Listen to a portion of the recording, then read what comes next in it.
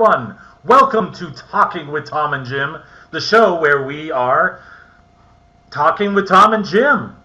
Tom Goldrup, Jim Goldrup.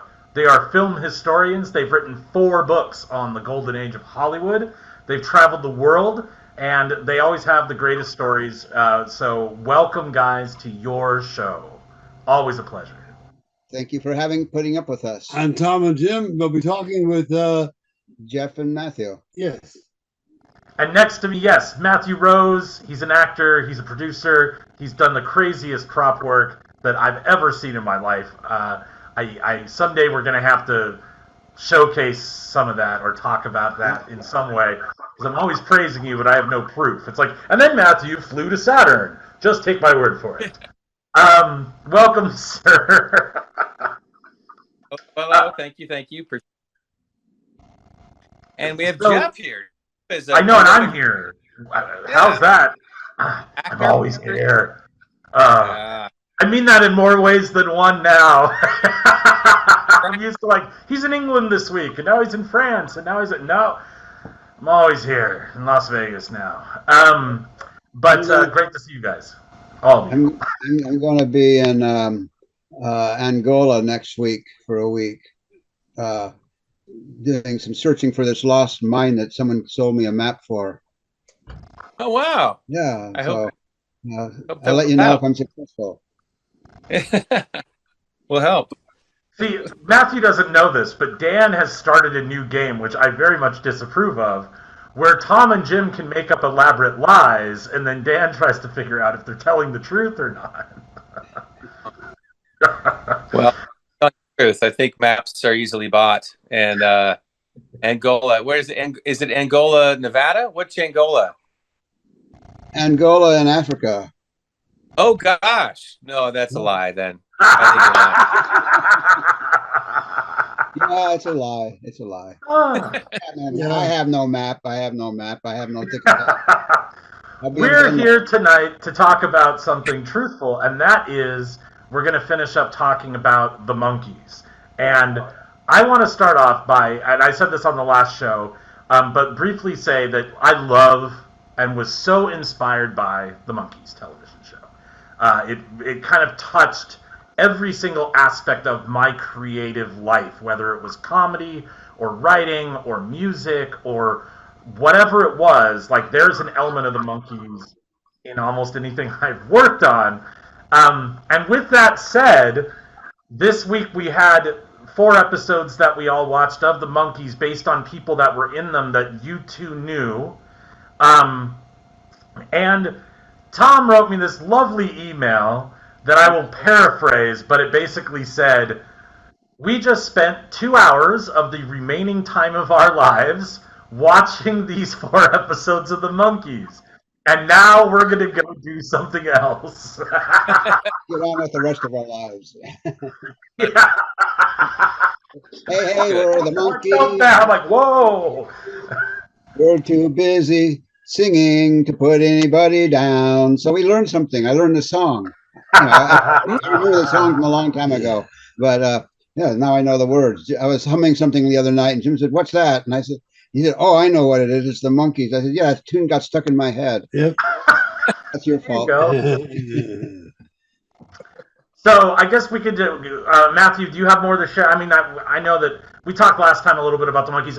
I've personally met 2 of the Monkees, like met 2 of the Monkees, Peter Tork, and I met Davy Jones at very different times in my life. And I will say that they were both the most generous, sweetest people on the planet. I couldn't have asked for to be, having this idiot come up to them, oh, you're the Monkees, and then going, hi, let's take the time. How are you? Like, what did you like about the Monkees? So good that you liked it, yada, yada. Just really sweet, nice people. And of course, I've seen all 4 of them in one way or another in concert over the years.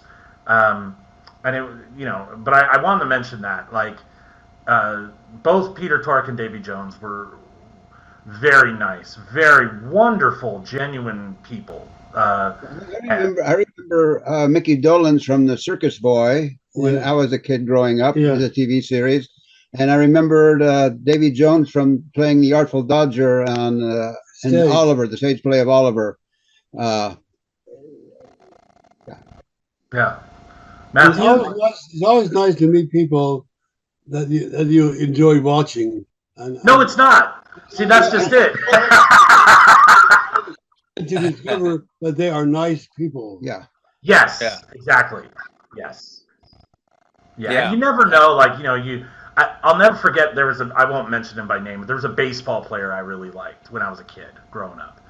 And we went to the baseball game and I got to meet him and he was totally rude and brushed me off. And I remember my mom telling me, you have no idea what they're going through at that moment, right? Right. Everyone is, you know, has different, you know, times of their day or their week or their life where they're just like, I can't deal with this right now. And so, you know, she kind of hammered into me, don't judge someone on the 5 seconds that you know, met them if they were rude or they were, you know. But I found that, like, sometimes it isn't nice to meet people that it isn't nice to meet people that you really admire for one reason or another, because sometimes they don't live up to that. And I think that for Davy Jones and Peter Tork, far and beyond, far and beyond. I gotta say, of the 160 people we interviewed for our Encyclopedia of Feature Players in Hollywood books, and the 39 people we interviewed for our Growing Up on the Set books, they were all nice people. Nobody treated us snotty or like they were up above us or anything else. They were all good people. One person, I won't mention the name, he's not in our book. We called him up and he said, give me a call when we were ready for the interview. And when that time came, we called him up. I think he was bitter about something and he was drinking. And, what the hell do you want? Yeah. We got him on a bad day that day. I mean, we heard that he was very bitter about how his career went when it was going up, and all of a sudden it just, and so and it sounded like he had a little bit drinking, and so I'm not judging the guy. He's just not in our book. That's all. Got him on a bad day. Got him on a bad day. Yeah. Right. Yeah, absolutely. I've had the privilege of working on two game shows, and of course, game shows have a lot of celebrities on them that come in, and every single one of them was very polite and kind and generous and down to earth and grounded. So that percentage is extremely high. And then Jeff and I have had the chance, and Jim too, at Comic-Cons to meet celebrities. And they're all on their best behavior, and they've been very, very kind and generous. So I do think that, and I have a friend of mine recently shared a story where he met a celebrity, the hero of his life, and that person was extremely rude to him. So for years, maybe 20 years, he thought that person was just awful, and then wound up working with that person later. And found out that's the sweetest person on the planet. Again, it was a bad day. It was just they had to do something, And so, in my experience with celebrities, and some of them have been, pretty big time. They've all taken the time to be generous, which is counterintuitive. You'd think that they would, be more haughty and stuff like that. But honestly, they've all been really sweet to me. So that's been my experience. And then Jeff, you asked about like the Monkees. The Monkees were formative for me as well. Watching that show, I didn't realize it was reruns when I was watching it. And obviously they were funny and they were whimsical and they were, they had musical talent, but it was really good. It was my kind of humor, that fast-paced, silly, sort of do a take toward the camera type humor. And I thought that Michael Nesmith and Davy Jones were the stars, and I look back and watch it, and I realized how much I love Peter Tork, like how much he gave to the camera and the audience. They all obviously had a lot of good chemistry together. But man, what Peter Tork did, honestly, I underappreciated it as a kid. And looking back, like he's really amazing, really beautiful comedic timing, really humble.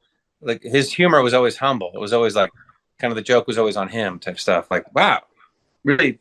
So I wish I had appreciated him more when I was younger. But I thought you could have three best friends, live at the beach, and have a band, and be anti-establishment. And that was, to me, like, oh, that's what I want to do for my life, you know.